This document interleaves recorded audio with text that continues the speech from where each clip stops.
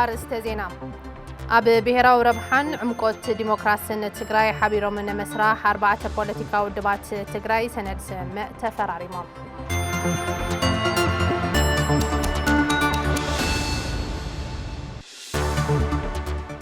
ዓለም ለኸ መዓልቲ ደቂ ኣንስትዮ ማርች 8 ኩለ መዳይ ሕውየትን ተጠቃምነትን ደቂ ኣንስትዮ ብዝብል መርሕ ሓሳብ ኣብ ከተማ መቐለ ተኸቢሩ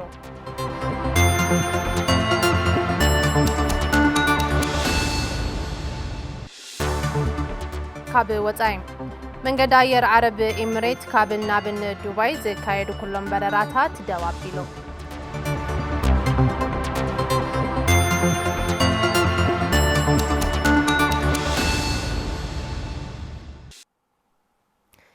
ሰላም ጥዕና በለይ ከመይ ተምሲ ዝኸበርኩም ተመልከትና ካብ ቴሌቪዥን ትግራይ ዜናታት እዚ ሰዓት ብቀንዲ ነጥብታት ጀሚርና ኣለና ዜናታት ዝዕለትና መራሕና ኣናድያም ካሕሳይ بمداي ملكت ቋንቋ ድማ ሰለሞን ሃይሉ ንኣሳት ሓደ ሰዓት ሃቢርናኩም ክንጸንሕ ኢና ቅድሚና ብዕለታዊ ዝርዝር ዜናታት መስካርና ሓጸርት ዜናታት ዝዕለት ብመሳርሕትና ሃፍቱ ገብሩ ተኸታቲና ክንምለስ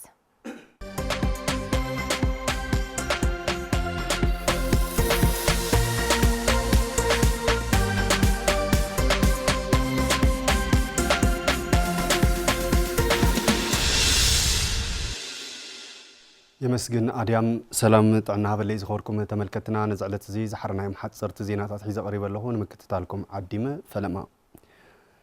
علم لخا معلتي دكانستيون تنخبر تصادفو كل مداو تتكامنتن صوتاو معرنتن دكانستيو بمرغغاص كون كم زغبا تغليصوم زي استغلص علم لخا معلتي دكانستيو مارچيت نكل مداو حويتن تتكامنتن دكانستيو تግራይ بزبل مري حساب ببرك عالم نمبل 115 ግዜ ببرك كلنا دما نمبل 50 ግዜ ዝኽበር ዓለም ለኸ መዓልቲ ደቂ ኣንስትዮ ማርች 8 ምኽንያት ብምግባር ኣብ ከተማ ዓዲግራት ኣብ ዝተሳለጠ መድረኽ ዘተዩ ከንቲባ ከተማ ዓዲግራት ኣይተረዳ ገብረ እግዚአብሔር ዓለም ለኸ መዓልቲ ደቂ ኣንስትዮ እንትንኽበር ህልዊ ኩነታት ደቂ ኣንስትዮ ተጠቃምነትን ጾታዊ ማዕርነትን ኣብ ምርግጋጽን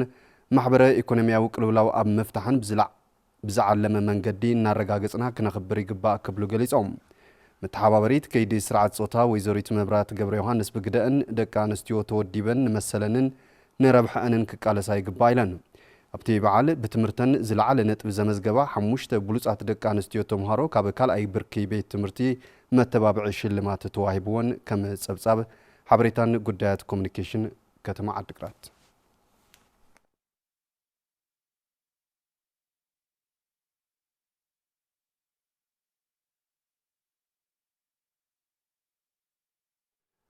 بيت مخري كفله كتما سمين رابعي زمن مبل 4 حفشاوي سروع غبايو أصاليتو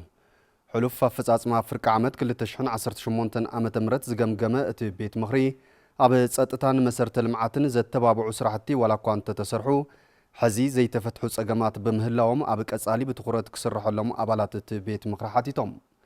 بفلاي اب صطتا غلغالوت مستماي زرغخه وشطي غاراغانت منغدن مدب تتحيزلهم زي تجمرو بروجكتاتن كمون قداي مهيا منغست سرحتنياتاتن بتخرت كسرحلهم كم زغبا اتوم ابالات بيت مخري حاتيتوم بابالات بيت مخري نستلعلو حطوتات دما بزملكتهم اكلات ملاش توايبو ملو كم صبصاب مسارحتنا بلاش فراو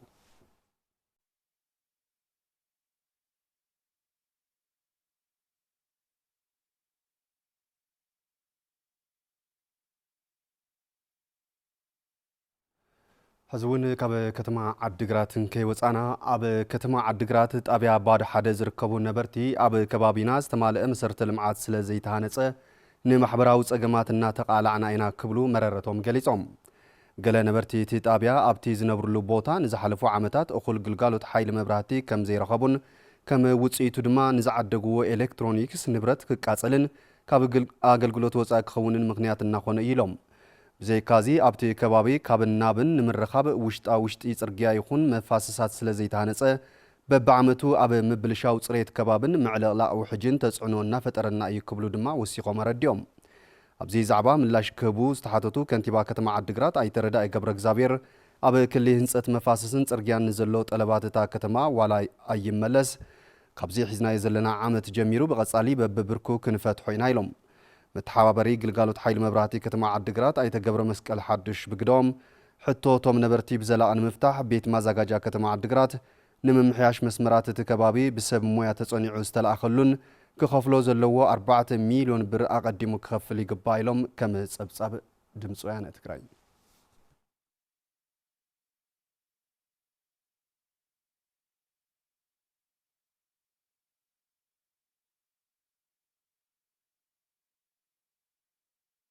ካብ ወጻኢ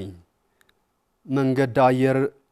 ዓረብ ኤምሬት ኣብ ኤክስ መርበብ ሓበሬቱ ኣብ ዘውፅኦ ሓዱሽ ሓበሬታ ተወሳኺ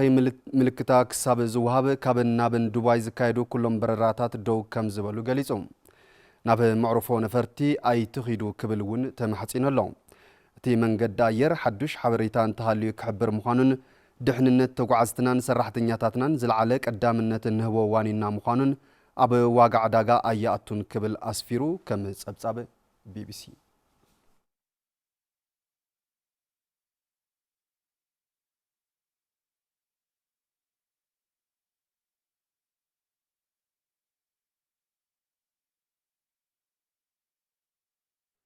ዝኸበርኩም ተመልከትና ነዝዕለት እዚ ዝሓረናዮም ሓፀርቲ ዜናታት እዞም ክሳብ ሕዚ ክትከታተልዎም ፀናሕኩም ይመስሉ ነይሮም ስለ ትምክትታልኩም ኣመስኪነ ሕዚ ናብ መሳርሕቲ ኣድያም ካሕሳይ ክመልሰኩም ሰላም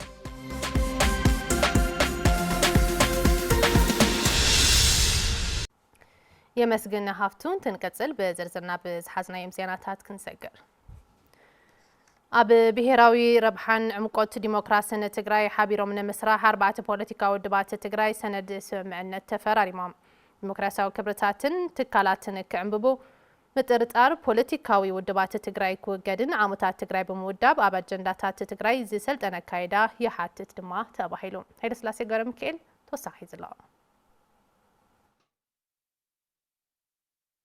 4 ፖለቲካ ውድባት ትግራይ ሕወሓት ባይቶና ኣክሱማዊ ዋዕላን ዓሲምባን ኣብ ብሔራዊ ኣጀንዳታት ትግራይን ኣብ ዕምቆት ዲሞክራሲያዊ ከይድን ሓቢሮም ንምስራሕ ሰነድ ስምምዕነት ተፈራሪሞም እቶም ፖለቲካዊ ውድባት ኣብቶም ኣጀንዳታት ኣብ ዝሓለፉ እዋናት ሓቢሮም እናተመያየጡሎም ከም ዝመፁን እቲ መድረኽ ምስረታ ሓቢርካ ንምስራሕ ዕላውን ምግባር ከም ዝኾነ ገሊፆም መድረኽ ፖለቲካ ውድባት ትግራይ ብ4 ብሔራውያን ውድባት ትግራይ እዩ ተጣይሹ ዘሎ ንመጀመሪ ዕላማ ናይዚ መድረኽ ኣብ ብሔራዊ ኣጀንዳታት ትግራይ ተሓጋጊዝካ ምስራሕ ዝብል እዩ ሓደ ዕማሙ ካልኣይ ከዓ ኣብ ምዕማቕ ዲሞክራሲ ኣብ ትግራይ ተሓጋጊዝካ ንምስራሕ ዝብል ሓፈሻዊ ዕላማታት ዘለዎም እዩ ኣብዞም ክልተ ጉዳያት ብሔራዊ ውድባት ትግራይ ተሓጋጊዘን ንምስራሕ ዘጣይሽኦ ዘለዎ መድረኽ እዩ እዚ መድረኽ በዚ መሰረት ካብ ሎሚ ጀሚሩ ዕላው ስርሑ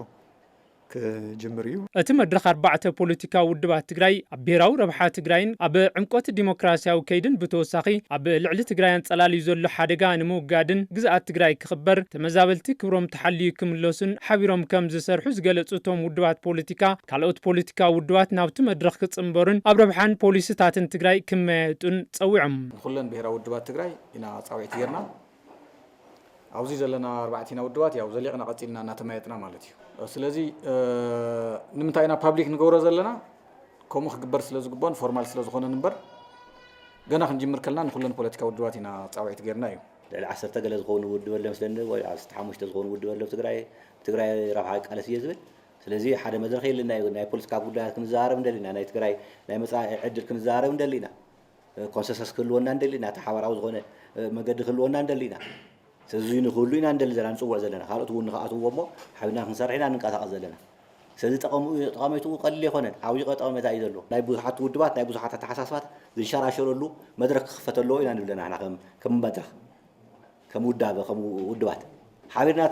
ዲስካስ ንገብር ኮይና ዋላ ንመንግስቲ እውን ኢንፍሉዌንስ ጌርና ህግታት ንኸወፅእ ኢንፍሉዌንስ ናይ ምግባር ዓቕሚ ክንፈጥር ንኽእል ኢና ዲሞክራሲያዊ ክብርታትን ትካላትን ክዕንብቡ ምጥርጣር ፖለቲካ ውድባት ትግራይ ምውጋድ ኣብ አጀንዳታት ትግራይ ሰልጠነ ዘታታት ክካየድ ዓቕምታት ትግራይ ብምውዳብ አንጸላልዩ ዘሎ ሓደጋ ምውጋድን ቀንዲ ዕላማታት መድረኽ ፖለቲካ ውድባት ትግራይ ከም ዝኾነ እውን ኣብቲ መግለጺ ተሓቢሩ እዩ እቶም ቀንዲ ዕላማታት መድረኽ ፖለቲካ ውድባት ትግራይ እዞም ዝስዕቡ እዮም ሓደ ዓቕምታት ፖለቲካ ውድባት ትግራይ ብምውዳብን ብምትሕባርን አንጸላልዩ ዘሎ ብሔራዊ ናይ ድሕነትን ሃለዋትን ሓደጋ ምምካትን ምቅንጣጥን ክልተ ብሔራዊ ሓድነት ህዝቢ ትግራይ ብምጉልባት ሉዓላዊ ግዝኣት ትግራይ ሙሉእ ብምሉእ ክኽበር ምግባር ሰለስተ ተመዛበልትን ዝተሰደዱን ወገናትና ክብሮምን ድሕንነቶምን ተሓልዩ ናብ መረበቶም ክምለሱ ምግባር ኣብ ትሕቲ ወረርቲ ዘሎ ወገናትና ሓራ ክወፁ ምቅላስ ኣብ መንጎ ፖለቲካዊ ውድባት ትግራይ ኣብ ኣገደስቲ ፖለቲካዊ ጉዳያትን ብሄራዊ ኣጀንዳታትን ምይይጥን ልዝብን ክካየድ ብምትብባዕ ህዝቢ ምንቃሕ ሰላምን ስልጡን ማልቲ ፓርቲ ዲሞክራስን ምጥንኻር 5 ኣብ ትግራይ ዲሞክራሲያዊ ክብርታትን ትካላትን ክጉልብቱ ሃናጽ ግደ ምጽዋት 6 ኣብ መንጎ ፖለቲካዊ ውድባት ትግራይ ንዝህሉ መሰረት ዘይብሉ ምጥርጣር ምጥቕቃዕን ምጽልላምን ምክልኻልን ምቁጽጻርን 7 ኣብ ልዕሊ ብሄራዊ ዓቕሚ ህዝቢ ትግራይን ጫፍ ብል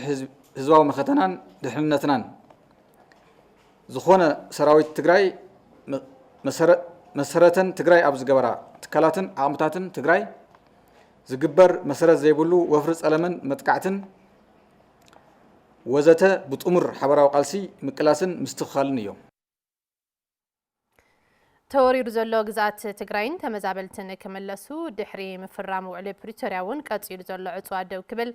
ሓቢሮም ንምስራሕ ዝተፈራረሙ ፖለቲካዊ ውድባት ትግራይ ሓቲቶም እቶም ፖለቲካዊ ውድባት ሃገራዊ ቦርድ መረፃን ቤት ምክሪ ፌደሬሽንን ኣብ ግዛት ትግራይ መልኪቱ ዘሕለፎ ውሳነ እውን ኾኒኖም ኣለው ሕዚ እውን ሃይለስላሴ ገብረ ሚካኤል ተወሳኺ ዘሎ 4 ፖለቲካዊ ውድባት ትግራይ ሕወሓት ባይቶና ኣክሱማዊ ዋዕላን ዓሲምባን ሓቢሮም ንምስራሕ ኣብ ዝተፈራረሙሉ ስምምዕ ሰነድ ተወሪሩ ዘሎ ግዛት ትግራይን ተመዛበልትን ክምለሱ ድሕሪ ምፍራም ውዕሊ ፕሪቶርያ እውን እንተኾነ ቀፂሉ ዘሎ ዕፅዋ ደው ክብል ኣብ ዘውፅዎ መግለፂ ፀዊዖም ተወሪረን ዘለዋ ምዕራብ ትግራይ ይኹን ካልኦት ግዛኣታትና ብሙሉእን ተንወረርቲ ክወፀለዎም ዝብል ጽኑዕ ዝኾነ ቅዋም እዩ ዘለና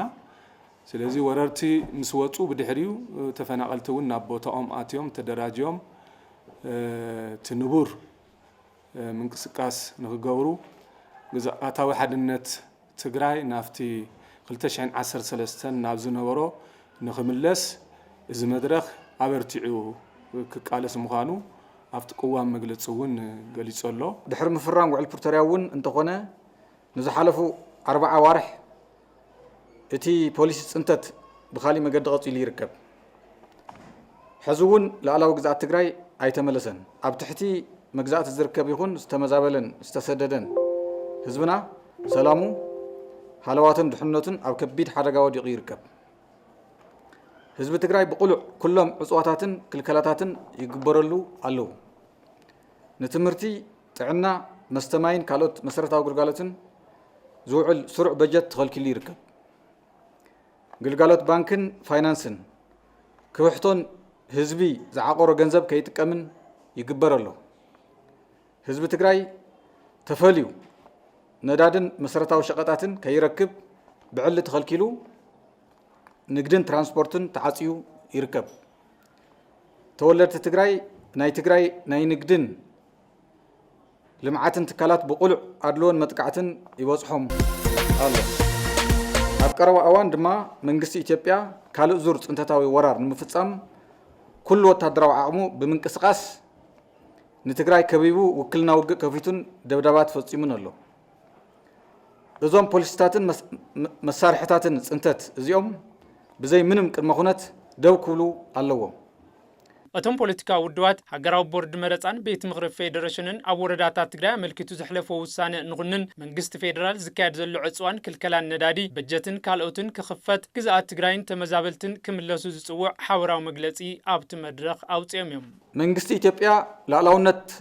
ትግራይ ክኽብርን ዝተመዛበሉን ዝተሰደዱን ወገናትና ድሕነቶምን ክብሮምን ተሓልዩ ክምለሱ ክገብር ንፅውዕ መንግስቲ ኢትዮጵያ ኣብ ልዕሊ ህዝቢ ትግራይ ዳግማይ ቅሉዕ ጽንተታዊ ወራር ንምፍጻም ዝገብሮ ዘሎ ግልፂ ወታደራዊ ምትእኻብን ምቅርራብን ብጥብቂ እናውገዝና ናብ ዘተ ክምለስን ውዕል ፕሪቶርያ ክትግበርን ንፅውዕ መንግስቲ ኢትዮጵያ ኣብ ትግራይ ኣንቢርዎ ዘሎ ዕፅዋ ነዳድን መሰረታዊ ሸቐጥን ክልከላ ንግድን ትራንስፖርትን ክልከላ በጀት ዕፅዋ ግልጋሎት ባንክን ፋይናንስን ብዘይ ቅድመ ኩነት ብህፁፅ ክልዓል ንሓትት መረፃ ቦርድ ኢትዮጵያ ናይ መረፃ ወረዳታት ትግራይ ኣመልኪቱ ንዝሕለፎ ሕገ መንግስታዊ ተግባር ኣጥቢቕና እንዳኾነና نزي زي حقاو تقوارو نهزب تقراي يغري تحاتيتو بهوصوص كرمو نحتت سلاماو ركبن محزنتن قوراب تهزبتات تقراي أمحارا أقو عفار إرتران سودانن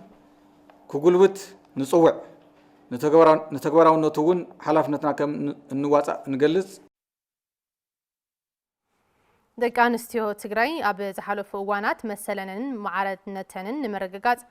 ኣብ ዕጥቃዊ ቃልሲ ዝኾነ ፖለቲካዊ ተሳትፎ ዕዙዝ ተራ ከም ዝፈጸማ ቢሮ ጉዳይ ደቂ ኣንስትዮ ትግራይ ገሊፆም። እቲ ቢሮ ነዚ ዝገለጸ ዓለም ለኸ መዓልቲ ደቂ ኣንስትዮ ማርች 8 ኩለ መዳይ ሕውየትን ተጠቃምነትን ደቂ ኣንስትዮ ብዝብል መርህ ሓሳብ ኣብ ከተማ መቐለ ኣብ ዝተኸበረሉ እዩ። ታደለ ዳኘው ተኸታቲሉ ኣሎ። ሸዊት ኪዱ ድማ ከም ሰብ ቀርበና እዩ። ዓለም ለኸ መዓልቲ ደቂ ኣንስትዮ ማርች 8 ቢሮ ጉዳይ ደቂ ኣንስትዮ ትግራይ ምስ መድረክ ተኣከላት ብምትሕባር ኩሉ መዳይ ሕውየትን ተጠቃምነትን ደቂ ኣንስትዮ ብዝብል መሪሕ ሓሳብ ኣብ ከተማ መቐለ ተኸቢሩ። ሓላፊት ቢሮ ጉዳይ ደቂ ኣንስትዮ ትግራይ ወይዘሮ ኪሮስ ሓጎስ ደቂ ኣንስትዮ ትግራይ ኣብ ዝሓለፉ እዋናት መሰለንን ማዕርነትን ንምርጋጽ ኣብ ዕጥቃዊ ቃልሲ ኮነ ፖለቲካዊ ተሳትፎ ዕዙዝ ተራ ከም ዝፈጸማ ይገልጻ። ዝሓለፈ ዕጥቂ ቃልሲ 17 ዓመት ማርች 8 ነኽብር ነርና በብኸባቢ እዩ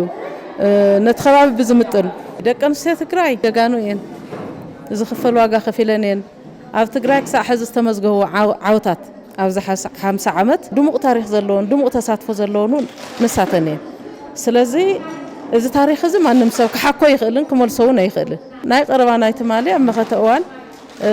ህፃናት መናእሰይ ደቅና ዝሰርሕኦ ታሪክን ጅግንነትን ያው ንዘለዓለም በወርቅ ቀለም ተጻሒፉ ዝነብር እዩ። ስለዚ እቲ ታሪክ እናተሰጋገረ እናተዓቀበ ኸይድ እዩ። ኣብ ብልዕሊ ህዝቢ ትግራይ ብዝተፈጸመ ጆኖሳይዳዊ ኩናት ስዒቡ ኣብ ደቂ ኣንስትዮ ከቢድ ኣካላውን ስነልቦናውን ማህሰይቲ ከም ዝበፅሐ ዝሓብራ እተን ሓላፊት ፍትሕን ተሓታትነትን ክረጋገጽ ብትኹረት ምስራሕ ይግባእ ይብላ። ደቂ ኣንስትዮ ምስ ደቂ ተባዕትዮ ማዕረ ክጥቀማ ብሕግና እውን ይድንግግ እዩ ክጥቀማ እውን ብዙሕ ቃልስን ጻዕርን ይግበር እዩ። ይኹን ደኣ እምበር ምስቲ ኩናት ተዛሚዱ በፅሕዎን ዘሎ በሰላም ጉድኣትን ግን ከቢድ እዩ። ኣብ ሓፂር ግዜ ከየለዓላ ከይሓውያ ብ3 ዓመት እኳ እንዳተሓማመሰት ውዕሊ ፕሪቶርያ ዝበሃል ናይ ምሕዋይ መደብ ዝበሃል ክሳዕ ሕዚ ይሕመስ ስለ ዘሎ ትርጉም ዘሎ ስራሕ ስራሕ ኣይተኻኣለን ማለት እዩ። ስለዚ ዘለና ኣማራጺ ውሽጥና ዘሎ ሃፍተ ውሽጥና ዘሎ ዓቕሚ ፀንቂቕና ብምጥቃም ደቂ ኣንስትዮ ኢምፓወር ክኾና ካብ ገዛ ጀሚረን ኢኮኖሚካሊ ኢምፓወር ክኾና ክውስና ቤተሰብ ምምሕዳር ናይ ባዕለን ተራ ክፃወታ ክንሰርሕ ኣለና። ዓለም ለኸ መዓልቲ ደቂ ኣንስትዮ ኣብ ከቢድ ፀገም ኮይነን ይኽብሮ ከም ዘለዋ ዝገልጻ ተሳትፍቲ እቲ በዓል ብወገነን መሰልን ፍትሕን ደቂ ኣንስትዮ ትግራይ ክረጋገጽ ዝምልከቶም ኣካላት ብትኹረት ክሰርሑ ፀዊዐን። ኣብ ኢኮኖሚ ኣብ ማሕበራዊ ኣብ ፖለቲካዊ ተሳተፍቲ ይነበራ ናፍቶም ዝሓለፈ ስርዓታትና ከም ትግራይና ብዝዓበየ ደረጃ እዚ ኣብ ዝሕሸ ደረጃ ተቃሊሰን 50 ዓመት ናይ ደቂ ኣንስትዮ ትግራይ እውን እቲ ናይ ደቂ ኣንስትዮ ቃልሲ ኣብ ኩሉ ተጠቀምቲ ክኾና ናተቃላሳ መፅአን እየን ማለት እዩ። ጓል ኣንስተይቲ ትግራይ ሓቦኛ እያ ኣደ እያ ሕዚ ኣብዚ ኩነታት እዚ ሕማቕ ኮይና ኢና ትበዓል በዓልና ስለ ዝኾነ ክነሕልፎ ስለ ዘይንኽእል ኢና ተወዲብና ንኽብሮ ዘለና። ጓል ኣንስተይቲ ትግራይ ሰላም እያ ትደሊ ግን ሰላም ንበይንኻ ሰላም ኢልካ ዝመፅእ ሰላም የለን ብክልተ ወገን ክኸውን ኣለዎ። ማርች 8 ብዓለም ደረጃ ናይ ደቂ ኣንስትዮ መሰላት ተሓሱ ዝነበሩ ቅድም ኢሎም ናይ ደቂ ኣንስትዮ መሰል ንክሕሎ ደቂ ኣንስትዮ ማዕረ ተጠቀምትን ክኾና ምስ ወዳት ዝተገበረሉ ዓለም ደረጃ ኣሎ። ሕዚ እውን ተመሳሳላይ ዝኾነ ዝኸፍአ ጉድኣት ከይበፅሕ ኣብ ልዕሊ ዜጋታት ዓለማት ክፅዕራን ናብ ጽቡቕ ንኽመጽእ እውን ክገብራኒ ዝግበአን። ኣብቲ መድረኽ ንማዕርነትን ተጠቃምነትን ደቂ ኣንስትዮ ትግራይ ግድኦም ንዝፈጸሙ ትካላት ወረቐት ምስጋና ተበርኪቱሎም። ሰራሕተኛታት ደቂ ኣንስትዮ ኤጀንሲ መራኸቢ ሓፋሽ ትግራይ ዓለም ለኸ መዓልቲ ደቂ ኣንስትዮ ማርች 8 ኣኽቢረን። ኤጀንሲ መራኸቢ ሓፋሽ ትግራይ እውን ብምኽንያት እቲ በዓል ዘዳለዎ ማእኸል መውዓሊ ህፃናት ኣመሪኦ ንስሓ ተስፋይ ዝርዝር ሒዛላ። ኤጀንሲ መራኸቢ ሓፋሽ ትግራይ ንደቂ ኣንስትዮ ሰራሕተኛታቱ ምቹው ናይ ስራሕ ባይታ ንምፍጣር ዓሊሙ ኣብቲ ትካል ዘዳለዎ ማእኸል መፅናሕን ምሕብሓብን ህፃናት ብምኽንያት ዓለም ለኸ መዓልቲ ደቂ ኣንስትዮ ማርች 8 ተመሪቑ። ሰራሕተኛታት እቲ ትካል ብወገነን እዚ ማእኸል ብምህላው ስራሕን ብነፃነት ክሰርሓ ከም ዝሕግዘን ይገልጻ። ንዓይ ብጣዕሚ ዓብዪ ረብሓ እዩ ገይሩለይ ብኢኮኖሚ ይኹን ብስነ ልቦና ብጣዕሚ ዓብዪ ድጋፍ ገይሩለይ ቴሌቪዥን ትግራይ እና በዘጋጣሚ ከመስግን ይደሊ ቆልዓ ሓዲክ መፅእ ክገዛ بالليل بخي ختصرحي مالت ملء سرح الكيت عود تخلي خي هم سرح خلو كفتت في الطريق لينا ابزي تخوينا كن خلتك زي سلسته زي لا ورد خاصل التطبي مسترح خاله كفتت كيف طرخي خاصو لا انا لعاوي رفايمي حنت قال انستيتس سلاز ولدت بتشا غزاكتو علي والله اتزلوا اتي نحبرتسب كتبركتو زغبا ابركتو منتا كتبركت نعلاون كتعبي نحبرتسباون كتكون منتي كمزي عينت ነገራት ኣብ ኩለን ትካላት ክትኣታተውን ይእወምኒ የዝብል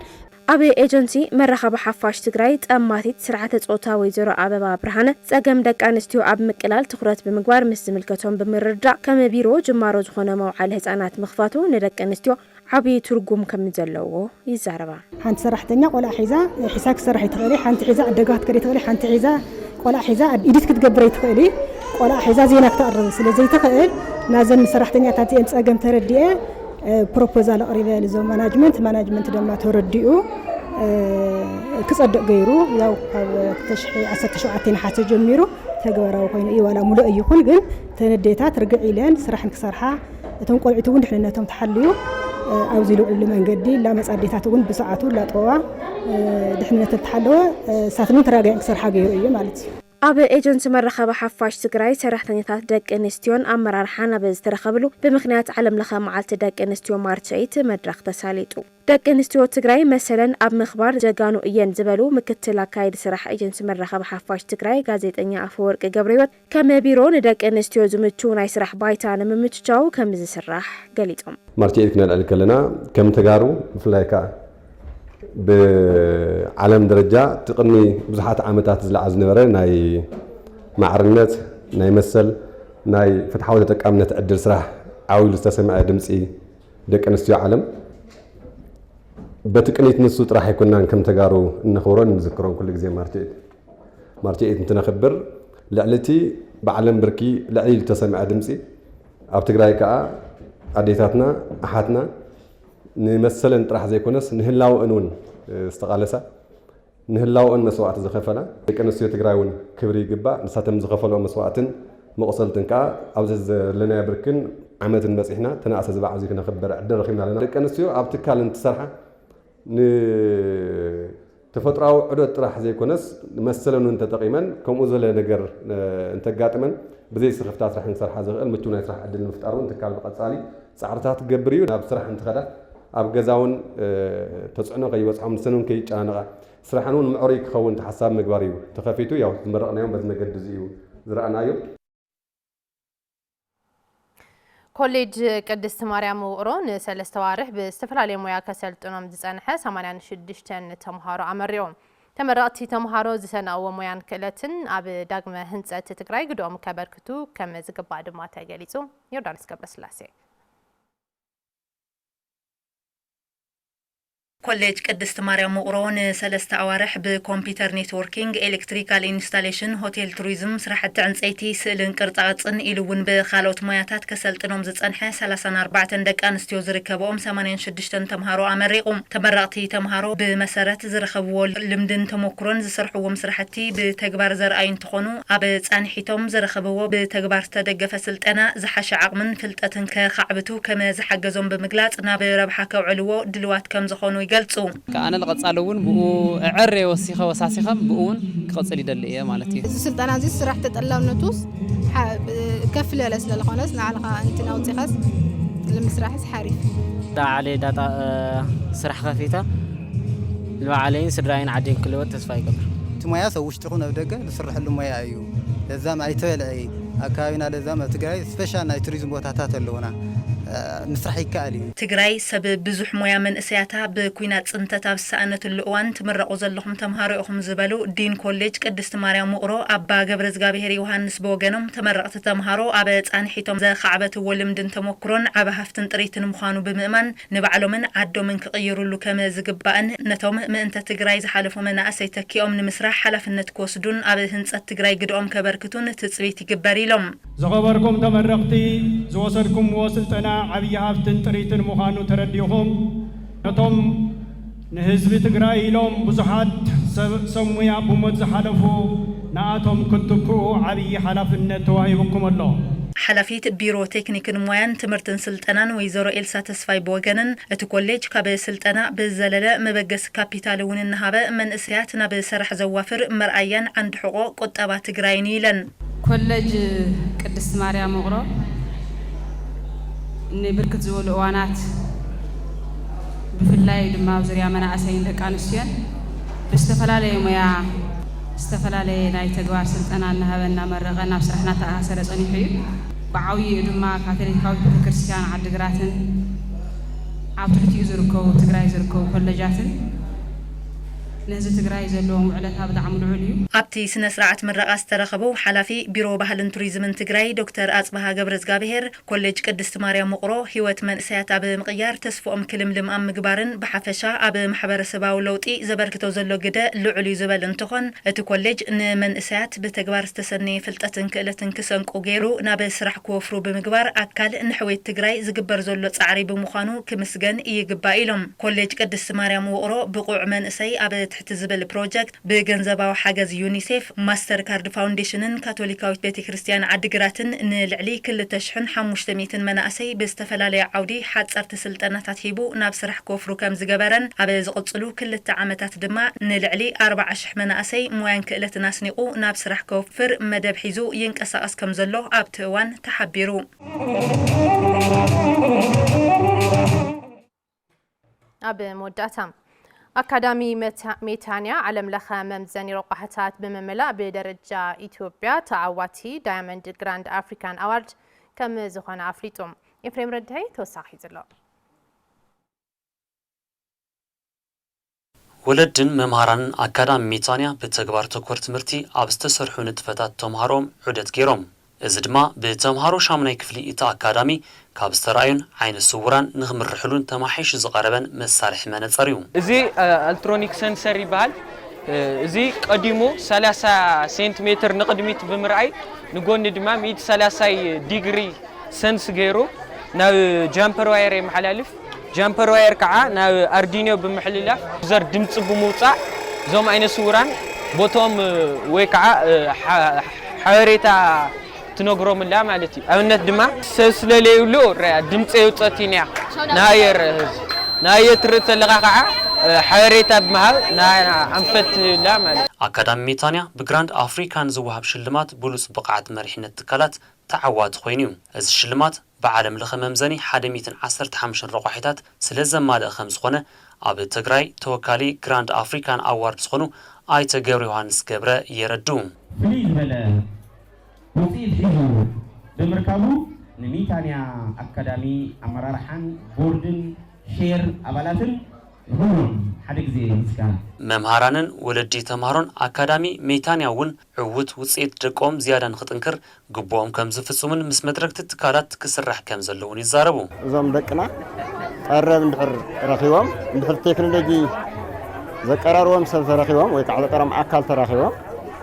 كاودي بالعلم كسر خمس خيلو هي تعذيبانا معناتها تمرتي بتيوري تراي لخونس بتكبر لسرح مخانو رينا ناصبوي قنجو تناي روبوتكس تناي لابراتوري ناي لابراري ولا تناي ديجيتال فيرتشوالي تمهارو زلوم بفيديو تحجزو فلتات زقسملو نجارات كله رئي لخنا بتعميد سيلني زمناونتن ممعبال تكالاو سرارحان نعوتنت دياموند جراند أفريكان أوارد مسرت كم سخونة زغدو صدما أكابي بورد محبر أكسيون أكاديمي ميتانيا أيت جوري يوهانس بحريوم نرنا جراند أوارد أفريكا شلمات إذا كله ديجيتاليزيشن ستاندردنا كلاس ماكسيموم 14 يو إذا كله أكتيفيتي ممرنا ونبقعت ممرنا يوم ستاندرد بقعت التمسكر لهم سلوخنا لذا الشلمات زي الكوكا حاجز تغيرو كافتو مزنا لحالفه بدياموند شلمات يتشلم اتي أكاديمي ام حبرسباو غلغالوت كم زنطفن اب حصاص نستخسته طميت زوعل غنزباو حاجز كم زبركتون ايته جبر يوهانس بحره يزخخرو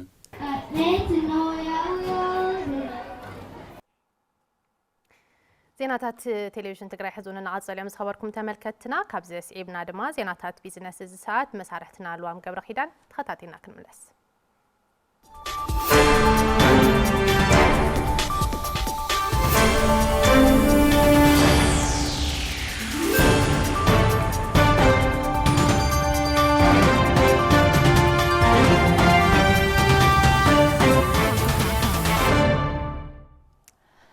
سلام تعنا هبلي كم يصنعكم تخبركم تملكتنا نزعلت زي زمرصنا يوم صبصبات بيزنس حزنا لكم قربنا لنا فلما نزينا ز سبونسر زخوننا هورن افريكا ريل استيت حابرنا نكتاتل ناي بيزنس زينا سبونسر هورن افريكا ريل استيت اب كتما مقاله ننابراب زمچو عين بوتا ماب كباب الدعرون نمنبري ابايت نقدن زوعل بعل 15 دبر هنصا ام مسرح يركب اماراتي حيل الكتريك جنراتورز تگطملم اتاماماني مايكرس مدريم باركينج مخاين نمحوراوي ጉዳያት ዘልዩ ቦታታትን ዘካተቱም ደረጃኦም ዝሐለው ገዛውቲ በ15 ሚታዊ ቅድመ ክፍሊት ጥራይ ወነንቲ መንበሪ አባይትን ንግድን ይኾኖም ሆርን አፍሪካ ሪል ስቴት هورن افريكا ريل استيت امسكنا نابناي فلماي زينا خنسجر اب حدا ورحي وشتي لعلى 16000 نقد تكالات تفتش بمكان لعلي 9000 زي حقاويان نقادو سقمت 5 وسده من محدار كتما مقله افليتو نساها تصفايد ما كم صعب تقربلنا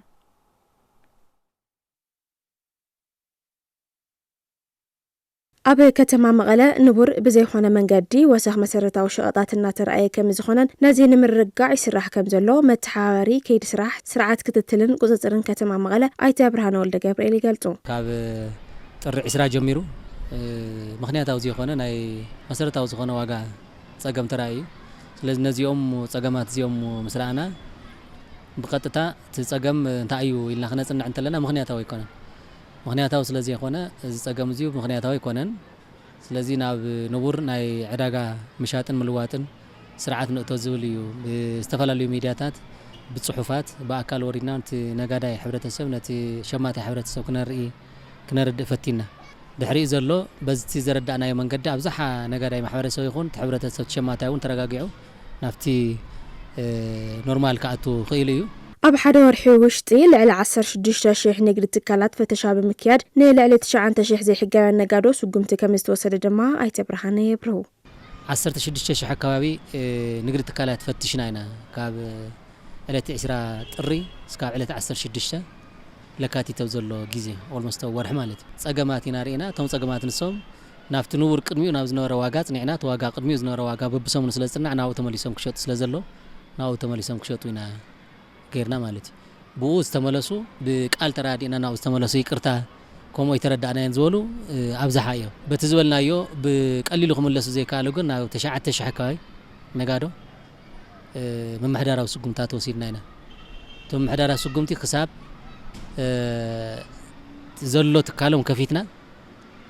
بتقدميو زنور واغا خشوتو حساب مغواري زغيد ايتا برهان وسيخوم ابزحت اوان زلو خلكلا نداد مسرت زغبره ابي قربات مسرتاو شقطات زي معري وسخ كيهلو اتي خيد سراح قصصر كم زغبر يردو كم تግራይ تعازينا እንዳለና ነዳዲ ኣብ ልዕሊ እዚ ድማ ናይ ዓለም ዕዳጋ ብጠቅላሉ ተናጊዕሎ ብዙሓት መኻይን ሸቀጥ ዝሓዛ ዓፋር ኣለዋ ነዳዲ ሲነን ኮፍ ኢለን ስለዚ ዝፈጥሮ ዝኽእል ኩነታት እቲ ስርዓት ክትል ንቆጽር ዝበሃል ወይ ንግዲ ዝበሃል ኣካል ክቋጸሮ ዝኽእል ኣይኮነን መንግስት ትግራይ በዓል እውን ክቋጸሮ ዝኽእል ኣይኮነን ማለት ልዕሊ ዓቕሙ እዩ ማለት ነገር ግን እንታይ ምልክታት ሪና ለና ለማዓንት በዓሉ ቶም ገና ዋጋ ክውስኽ እዩ ነዳዲ ተባሂሉ ምስተው ማእኸላይ ምራቕ ተፈጢሩ ዘሎ ጸገም ንዓው ግምት እዩ ቅድሞ ወርሒ ዝወዝ ጸንሐ ነዳ ሸቀጥ عاطف خشيت زدلي نقاداي ملكتات رينا لنا حزون نقاداي بتي زبحال زلو وطمقلقل ناي اوانا زي وصح صقم اوانا خمز وصح غيركا نتي شماتاي ማሕበረሰብ ክትጭቁን ንባዕልኻ ሃፍቲ ከተقعبت زلو ملكتات كن كرمو زلو كابزي بالزلله شغطات محبان زي حقاو سراحه مسرحن كساب مورات زبصح قصعات كتكبر كم زخل متحاوري كيد سراح سرعات كتتلن قصصرن كتما مغله ايتا برهانه ولد جبريل قالتو خبر يتواهلو شغط حبيهم زلو بتتحاب ازرخمنايون بزح ነገር ናብ ዕዳጋ ወፂናይና حزون بو لكع كوم زحبا ነገር ተሃልዩ ከምትናይ ኣብዛ ሓለፈ ወርሕ ዝኸድናይ ዓይነተ ካይዳ ይኸውን ولا يتعاصوا ولا بيكزبيت تحاز ናብ حق مريحنا كورس قبولو اسكا موراس زغيد كنكدلو نخل خناتات كفطر امبر نت حبرتسب قطا كنفتحلهم انتيلا نغور خناتات كم زي يلون تنغادا يكون بدللا سراحات بزي حقاو منقد زغد زلا اكالون تمرت نتوسد صبغ يزول حسابون كقمت يدل ናይ ምጉዓዝ ፀገም እምበር ሕፅረት ምህርት ነዳዲ ከምዘየለ ዓለም ለኸ ኤጀንሲ ኢነርጂ ኣፍሊጡ ሓላፊ ዓለም ለኸ ኤጀንሲ ኢነርጂ ፋቲህ ቢሮል ቀረብ ነዳዲ ሎጂስቲካዊ ዓንቀፍቀፍ እምበር ሕፅረት ፍርያት ከምዘይገጠሞ ምርግጋጾም ኣናድሉ ፀብፂቡ ኣብዚ እዋን እኹል ፍርያት ነዳዲ ምህላው ዝገልጹ ፋቲህ ቢሮል ብማያዊ ኣካላት ኣብ ዝጓዓዘሎም ቁልፊ መስመራት ሰንከልከል ይገጥሞ ምህላው ገሊጾም ብምክንያት ኣሜሪካን እስራኤልን ምስ ኢራን የካይድኦ ዘለዋ ኩናት 20 ሚእታዊ ፍርያት ነዳዲ ዓለም ዝጓዓ عزل وشمت بحري هرمز أقلقلوتو خمس تعناق فزقلصو اتهم حلافي نتزقات متأقم زفوزو أماراتي مفتحتات أبزوريات أربيزا مهلاهم أنسيروم تكالوم أخل فريات ندادي خزينو كمزلون وسانن تتواهبوه بزحمة الندادي بملكا نعداق عالم كرقاق عزخل عاقمي كمزلون أفليتهم اتي ايجنسي والاقوا افت زعبا زتي وسانن مقمات مس أبال حقرات أخيوان تكايدة زاقير صحابة وسانة خمزيلة زبره فاتح بيرول ندادي زفريا حقرات أماراتي بزبلوهم مسمرات بمقعاز نتستفاد أرات أقام المفتح يتعرام هلاون أغنزيبهم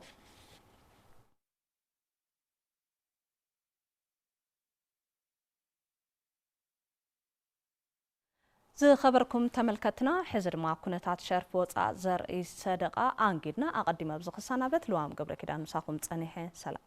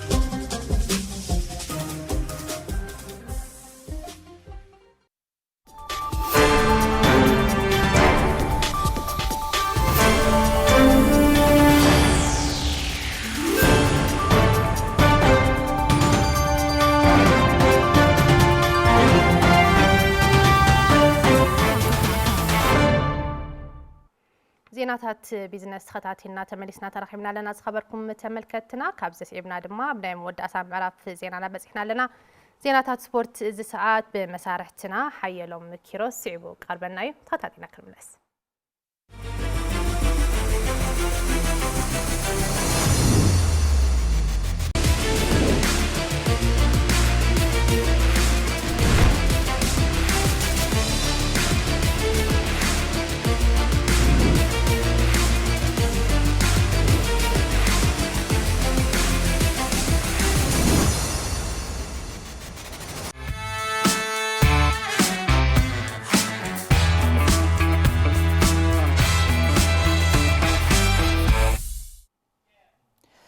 سلام طعنا هبلي دحن تصنحكم نساعات زبلكم حبريتا سبورت حيز قريبا لخو سنة مكت سالفلما بزعبا بشكليتا زطمت حبريتاتنا نباخم كنبل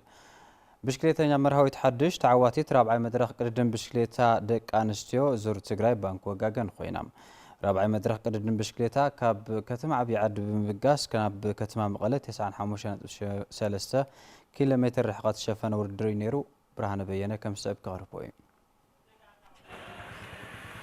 كتما شرارو جمارو زغبره قدم بشكلتا دق انستيو زور تግራይ بانك وغاغن على تقدام رابع مدرخ مسمر عبي عد مقله 95.3 كيلومتر تخيدوم تقدمتي وددران بنبرت كتما عبي عدي بلعل مورال تعجبان وددران زجمران تخنا نمجمريا فولاتا 29.7 كيلومتر عقبت منوى مبزحتي عقبت اب كلتا جلته مقيلن دحر مغعاز بشكلتنيا مرهاوي تحدش تفليا بموصا انا عقبت منوى قدماي درجه بموصا انتعوت مرسعيتا شبر دما قال اي درجه كلتين كابغانتا اماني عزيب كحساي كابغانتا ترانس سالساي درجه بمحاز وددرن زازيمن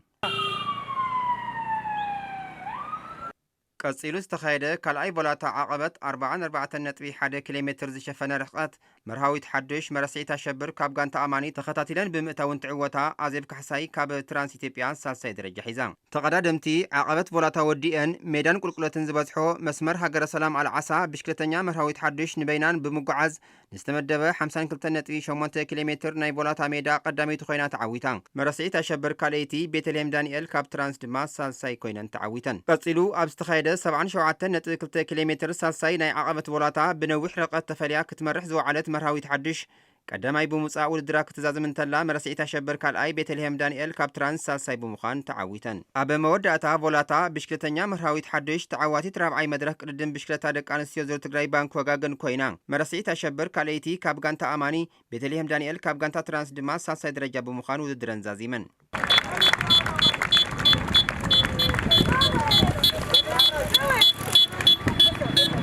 تقدادمتي نزتمدبلن 95.3 كيلومتر نمززام 3 ساعات 22 دقيقة 28 سكند زودلن كوينو بساعات 28.2 كيلومتر تقعيزنيان زاقيد أبستخايل وددر بحافشا وصيت ببج أماليان عقبة مرهاويت حدش مرسعيت أشبر دما بنتوي يمرحلوا كساب حزي بزلو وصيت بغانتا ترانس إثيوبيا قداميتي مقالة 7 درتا خاليتي انجيرينج حسين مسين مسفن سالساي درجة بمحاز إنما رح يركبا قدم بشكلتا دك أنستيو زور تقراي بانك وغاقن على تسنبت أب كتما مقالة 5 كيلومتر زشفنو لدر كتما بمكياد مفزمتا كركبيوم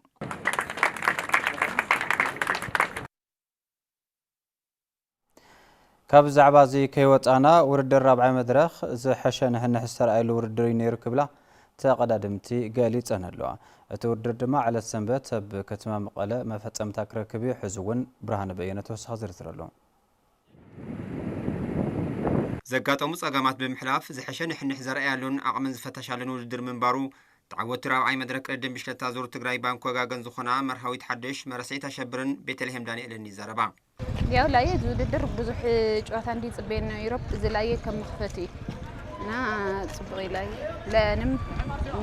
ተስፋይ ዝኾነ ቅድሚ ሕዚ ኣብ ጋንታ ሰዓ እንደርታ ጨዋት ነራ ሕዚ ግን ኣማን ትመርፀ ብኣማን ወኪል ጨዋት ነርና ያው ዓቕመይስ ሓመ መጀመርታ ሓመ ነራ ድሓር ሓመ ሃም ነርኩስ ያው ብዙ ውድድር መልክዕስ ዓቕመይም ተሃምለለኹ ደረጃስ ርአየኒ እና ደስሃሊ ተጫዋይተ ባይ እዚ ደስሃሊ ውድድር ነይሩ أقام خوين خشرة عدواز نورنا يا أقام مترشان اشتحرق أقاتيمني كاب عبي عدنا مقلز نورنا قاع يا وسلي تقاقمة يا سالساي متاوي دستنياي قدم بشكلتا زور تقراي بانك وغاغن أب قصالن زغبرو كالوت وددرات لمد زرخبولون دخماتهم زفتشلن كم زنبره زغلص دما اسلطاني غانتا بشكلتا ترانس إثيوبيا هايلم كيل فريويو تاينا خنغبت لنا كابتن تيمات لنا غودلون دم جيمناينا بعلنا بتقراي لنا تيمات دمو تاي ببقعتنا وانت فتاتشنا لنا لغصالن غورو مددرات عقمنا استاخيلنا كوزي له تمكرو وسيخنا لحش عقمي فتيتنا نخدينا زي تورزي بتاع تقامي نادكنا عقمي لا بلحش درجه كبصحلنا يلو لمنتني توددر عود كوين نخقصل بمداي داينت نتوددر ام ممراح وصيتاو منبارو زغلصه كوميسار داينا بشكلتا تسفاي امارا بمداي توريزم ون تግራይን ምፍላጥ አወንታው ረብሕ ኣለዎ ይብል በመዳይ ዳኝነቱ ልሓሸ እንቅስቃሴ ማለት ብዙሕ እንደቸገርና ዳኝነት እንትነታ ይውሉ ሓደ ዋሕዲ ስለለዋና ዋሕዲ ክለባት ኣለዋና ኣብዘን ዋሕዲ ብዙሕ ክርክራትን ክመጻ ይኽእል ትግራይ ገጽታ እንታይ እዩ ድብል ነገር ትግራይ መግለጽ ሓደ መግለጽ ናይ ከፍቱ ውድድር ብልዓሉ ነቲ ናይ ትግራይ ገጽታ መግለጽ ስለዝኾነ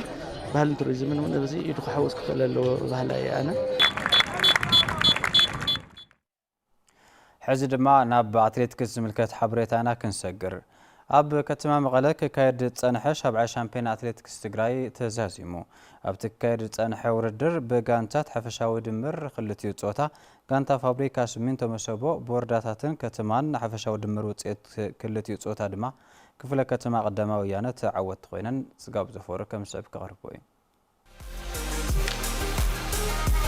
أب كتما مغلق كايد زنح شابعي شامبيونا أتلتيكس تجراي واناو بقعتهم زمزانو لوددر منبارو عوتات أتليتات يزاربو ያው ለዘጋጅ ወድር ይፈል አይፍለጥና የታውተው ሀልቃታ አንኸዝ ያው ሙስሊም ሰለም ሰራህ ያው ደረጃ ዘጽሐ ማለትና ተዘጋጅኻ ተጸንሕ ልግባ ካብ ትሬኒንግ ጥራስ ወድር hamz ከዘጋጅተላ አቅም ሓለት ራይ ካለን መጻል ለካታ ሽምሃ ተብል hamz ወድር ምድላስ ተካአል ፍራይላ ብዙ ነገር ጥቅምን ያው ውድድር እዚ በጣም ደስ አለኝ ማለት ዳና ሐዲሽ የሆነ አትሌት ማለት ግዴታ ሁሉ ጊዜ ዓወት ያግኝ እና ያው አንደኛ በመጻይተ ሆነ ተታሕተዋይ ድነ ደረጃ ማለት በሞራል በደገፍ حدث ላይ በደገፍ ያው ጽቦ ደረጃ ከጽና ማለት ሞራል ያካድል ይልግምት ነው እቲ ውድድር ምድላው ንተተካእቲ ሰገናትና ብጋንፅታት ንክጽምበሩ በር ዝኸፍት ብምዃኑ ተሳተፍቲ ወረዳታት ትኹረት ክህባሉ ይግባእ ዝበሉ ድማ ኣሰልጣኒ ክፍለ ከተማ ቀዳማይ ወያነ ሰለሙን ጸጋይን ኣሰልጣኒ ጌትየ መኩርያን እዮም ውድድር አልተፈጠረ ጊዜ ውድድር ተፈጠረሉ ጊዜ ሁሉ ጊዜ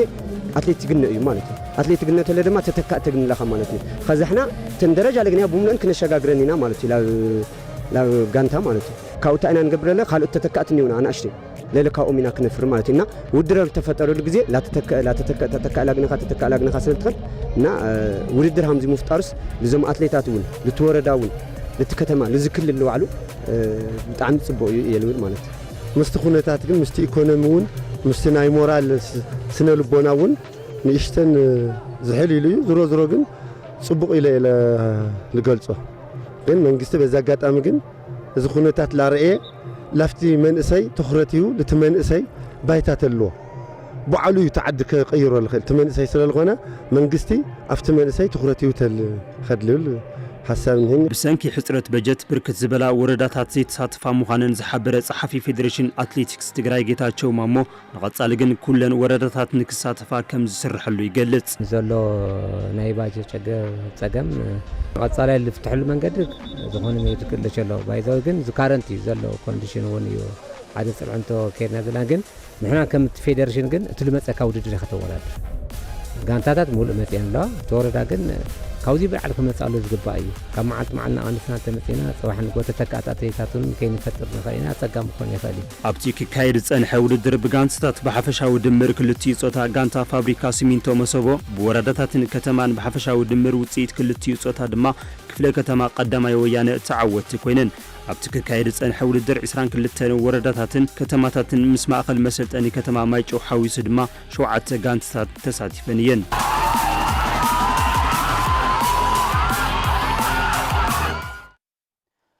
ተመልከትና ነሰዓት ዝበልና ሕብረታ ስፖርት ዚኣቶም ነይሮም ንምከታተልኩ ምስጋን ናብ ኣድያም መልሰኩም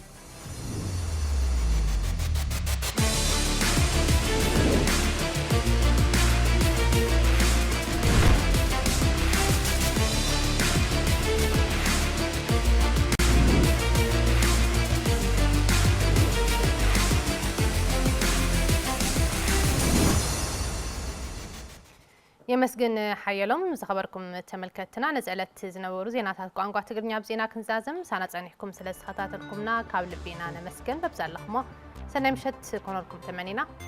سنة اكسا